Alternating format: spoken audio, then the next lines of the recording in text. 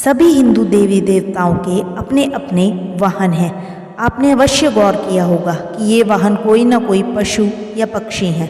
पशु या पक्षियों के देवी देवताओं के वाहन बनने के पीछे के कारण में जाएं तो उनका उत्तर कुछ पौराणिक कथाओं में मिलता है। नमस्कार दोस्तों, स्वागत है आपका हमारे चैनल धर्मो रक्षिता रक्षिते में। शिव और पार्वती के पुत्र गणेश जी मूषक पर विराजमान होते हैं। उनका वाहन डिंक नामक मूषक है। गणेश जी की विशाल शारीरिक संरचना के समक्ष मूषक आकार में अत्यंत छोटा है। ऐसे में प्रश्न उठता है कि गणेश जी छोटे से जीव पर क्यों विराजमान होते हैं। उन्होंने इतने छोटे से जीव को अपना वाहन क्यों चुना है। इस विषय के बारे में दो पौराणिक कथाएं हैं। प्रथम कथा, ये घटना द्वापर युग की है और इस कथा का विवरण गणेश पुराण में मिलता है। एक दिन देवराज इंद्र के दरबार में गहन चर्चा चल रही थी। दरबार में उपस्थित समस्त देवगण चर्चा में लीन थे, किंतु क्रौच नामक गंधर्व अप्सराओं के साथ हंसी ठिठोली कर रहा था। जब देवराज इंद्र की दृष्टि क्रौच पर पड़ी तो वे क्रोधित हो उठे और उसे मूषक बन जाने का श्राप दे दिया। मूषक बना क्रौच स्वर्गलोक से पृथ्वीलोक में पराशर ऋषि के आश्रम में आ गिरा। स्वभाव से चंचल क्रौच ने ऋषि आश्रम में उत्पात मचा दिया। उसने मिट्टी के समस्त पात्र तोड़ डाले, उसमें रखे अन्न का भक्षण कर लिया, ऋषियों के वस्त्र कुतर दिए और आश्रम की सुंदर वाटिका उजाड़ दी।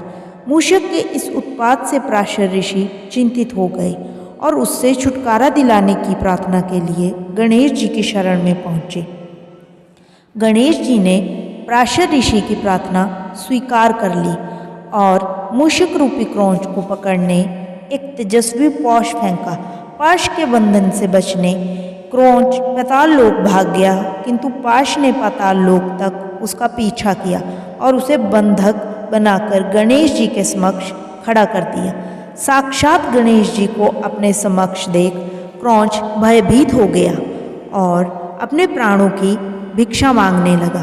तब गणेश जी बोले, तूने पराशर ऋषि के आश्रम में बहुत उत्पात मचाया है, जो क्षमा योग्य तो नहीं है, किंतु मैं शरणागत की रक्षा अपना परम धर्म मानता हूँ। तुम्हें जो वरदान चाहिए मांग लो।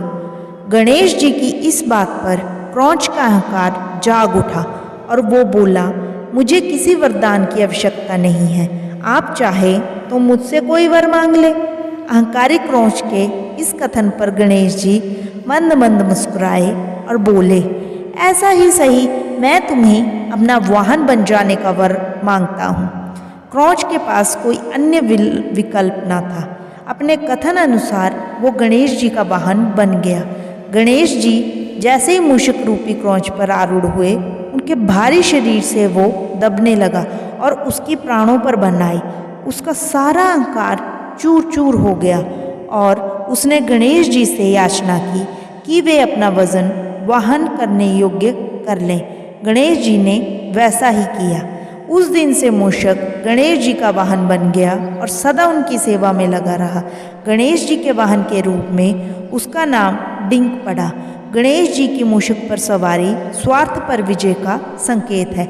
इसी विषय में एक दूसरी कहानी है। गजामुखसुर नामक दैत्य ने देवलोक में उत्पात मचा रखा था। समस्त देवता उससे तंग थे।